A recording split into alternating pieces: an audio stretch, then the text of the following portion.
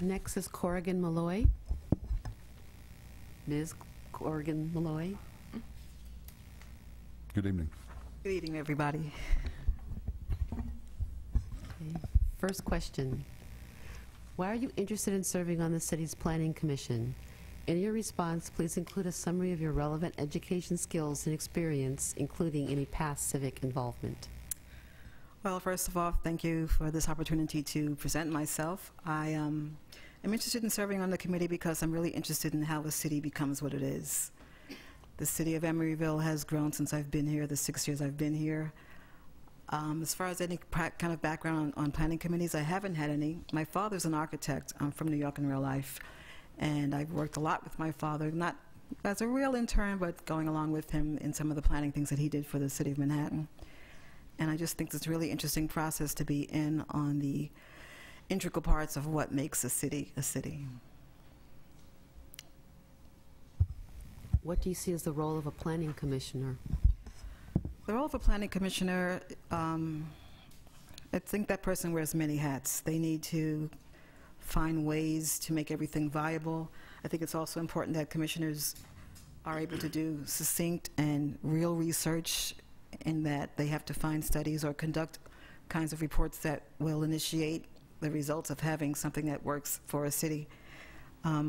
There's all kinds of things that come into the planning of a city, variances, permits, things that happen that can sometimes restrict growth or perhaps make growth happen in an improper way. So a planning commission must be in tune to what is going on in those areas, especially as far as population versus business, population of people versus business. Describe your knowledge of the city's general plan and any other major planning documents that have been adopted by the City Council in the past 2 years. Well, I feel like I'm kind of at an advantage because I've heard all the other candidates speaking. so I can kind of say ditto. But I'm a history buff. I actually live in the mayor's first house, the Victorian over on Adeline. So once I found out that's where I was living, a lot of history. I see that it's no longer the rottenest city in the Pacific as it used to be called. But in this 1 square mile, this rough mile that we call Emeryville, I just appreciate the history, and kind of veering off your question. Could you? Knowledge of the city's general plan and other planning. Yeah, so since '65, I've read about all the plans, the 5 plans that have been put in place and explored, and that's pretty much my only experience, just reading about them, researching them, and seeing how they've come to fruition and what things have worked and what things have not worked. Give one example of a recent economic development or housing project in Emeryville that exemplifies your point of view regarding design, community benefit, and/or community process, and explain why.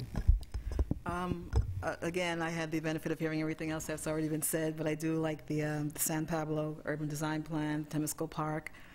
I'm a teacher. I've been a teacher for 20 years. I don't teach in Emeryville, unfortunately. No one ever seems to leave those jobs.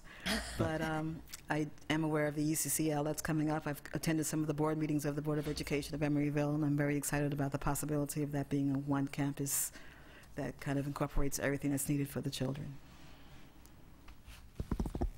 Okay. Mayor Brinkman. Do you have any follow-up questions? I'd like to ask my density question of you, which is about how we can accommodate all the growth that's expected in town in our little square mile, as you said, and how we can make it palatable to folks who live here.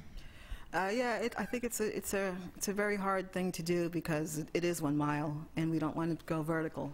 And going laterally is going to be a challenge. But I think some more multiple housing, especially family affordable housing, would be sort of an answer. And to tackle the density question, I don't know that we would want it to be too dense, even though it's a very preferred location. But I think trying to maybe, if we just can combine vertical and horizontal in some kind of magical way, that would be great. Jack? Well, you already touched upon family-friendly, affordable housing. Are there other maybe developments or ideas you have about how we can support families with the built environment? I think that the families who do tend to move into this area are already sold on it. because they've chosen it. My partner and I have 10 grandchildren, and they love coming to my house. And I think that Emeryville is kind of this cocooned place between Berkeley and Oakland that you don't really think of as a city in respect to it being overcrowded. So trying to fit in or accommodate family or affordable housing is a challenge. My ideas, I think, are, I don't know, I think more of less tall buildings than usual cities have, and I think more about making it more affordable for more affordable housing for families would probably entail something on the outskirts, on some of the areas that aren't being utilized right now, but is not to cause any kind of blight. Thank you. Okay, I guess I have one question. So looking at the city, what would be your favorite building, other than the house you live in, that you said kind of defines Emeryville? What is it? The terraces, I love the way that building is shaped. I love where it is. I love how it's both living and commuting. I used to actually live in the terraces, so that was my other favorite building.